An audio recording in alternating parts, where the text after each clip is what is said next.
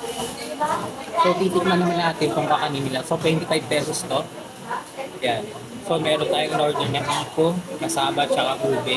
Tsaka ito, ano, buchi. So, ito yung dito.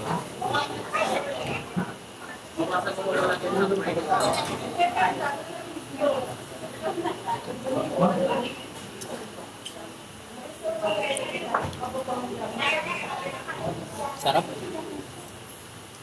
Lalo na yung nasa ibabaw niya. Para talagang malagkit yung ginamit nila.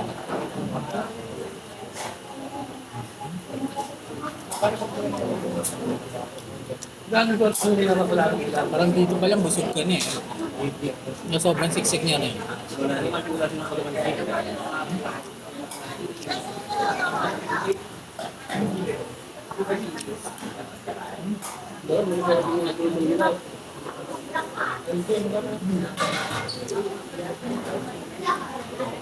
So ito yung kasama naman. Tingnan natin.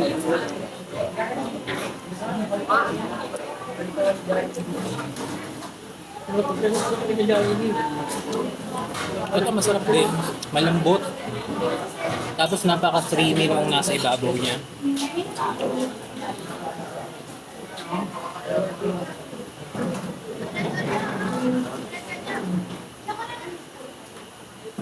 Ayola. So hindi ko na katatapusin to kasi malibate na ako.